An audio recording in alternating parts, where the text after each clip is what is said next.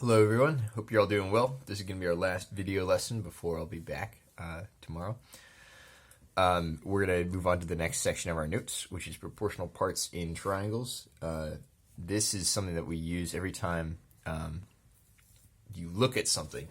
So if you imagine like point B is your eye, we see different things, like we see far away things at the same angle that we'd see closer things that are smaller.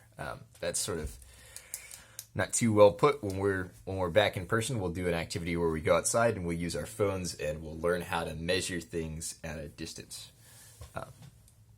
like measure how tall something is if it's far away from us.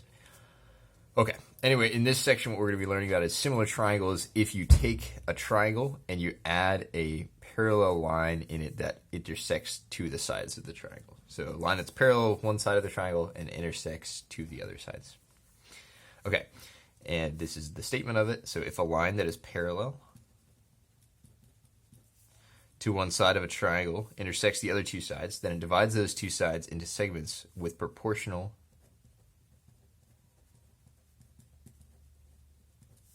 lengths.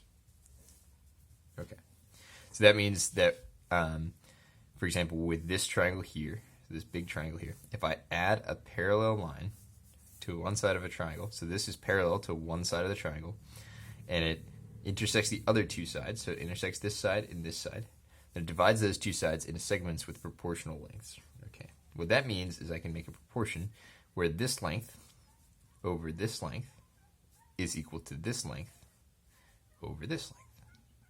So AB over BC equals AE over ED. Okay.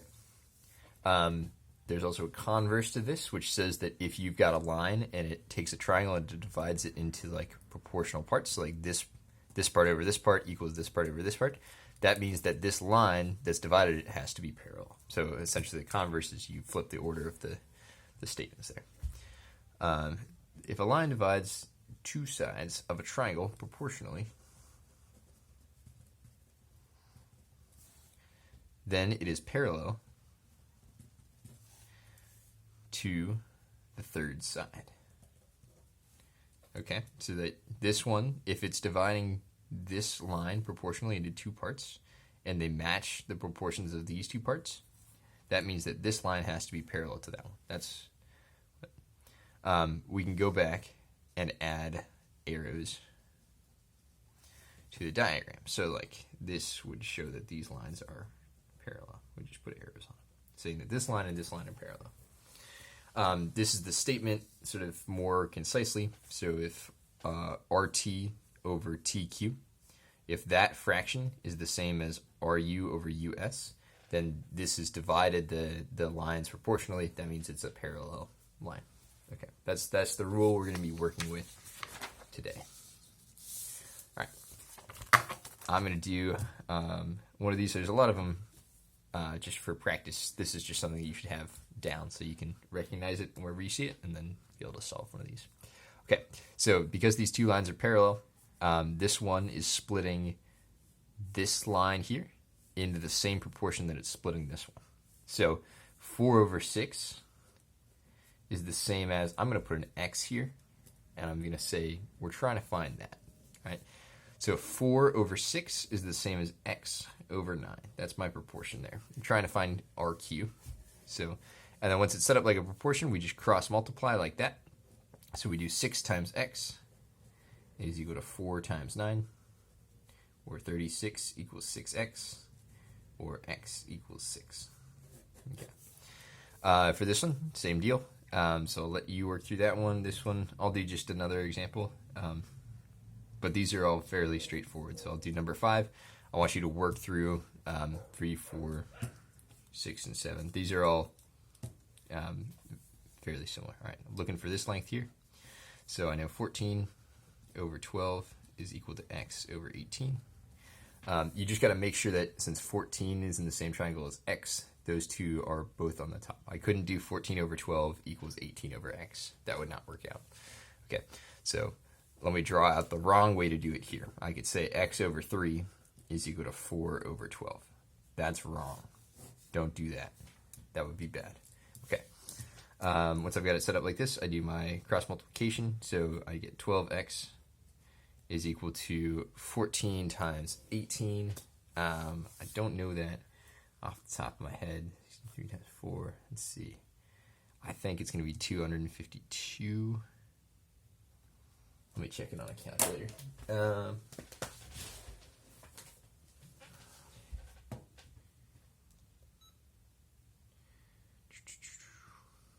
So 14 times 18.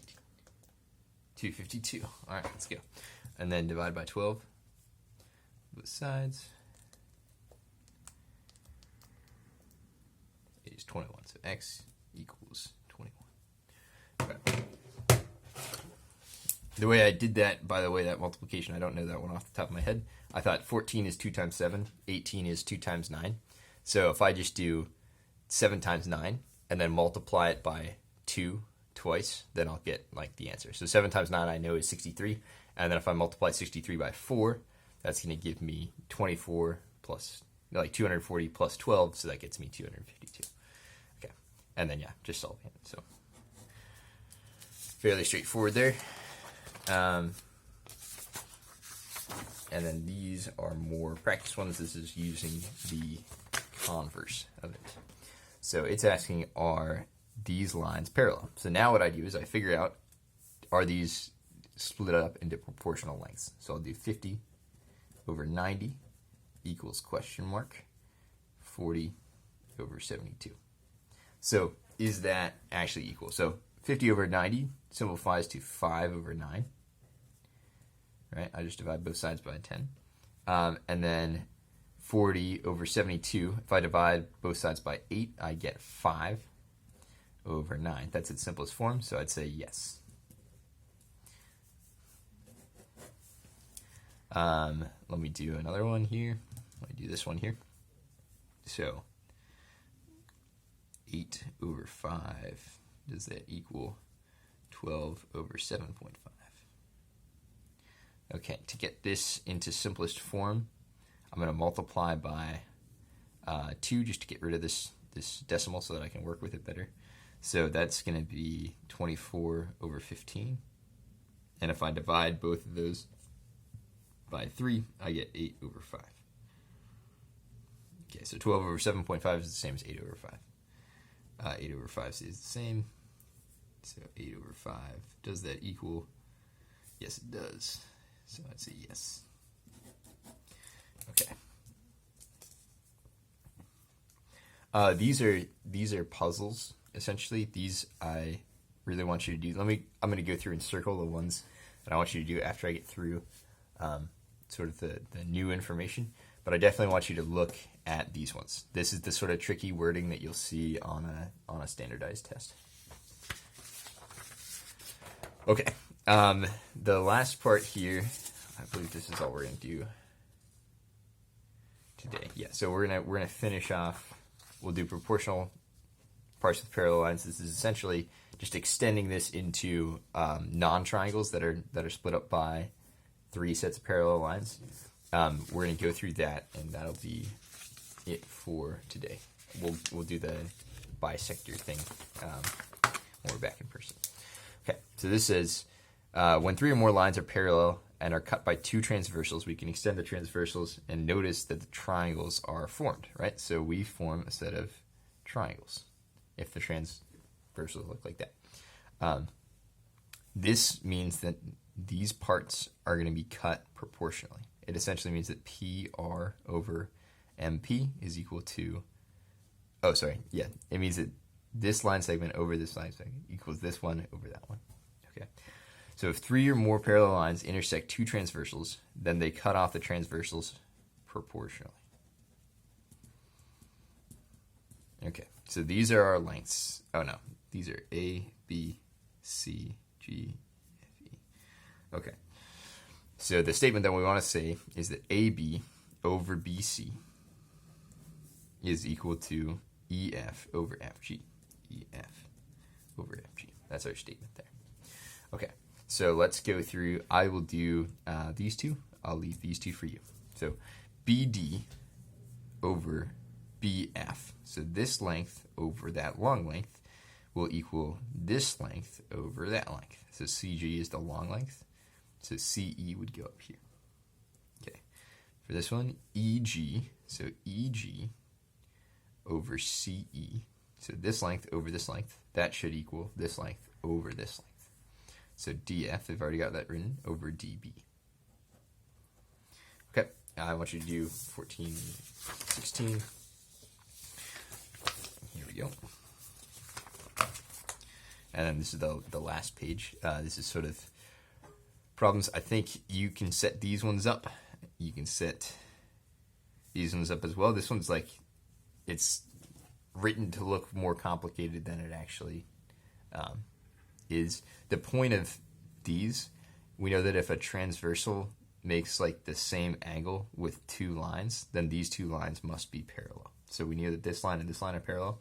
Same deal with these two, because they make the same angle with this line that's intersecting. It means that they're parallel. So all this is trying to tell us is that these lines are in fact parallel. You can sort of judge that by eye, given these ones here.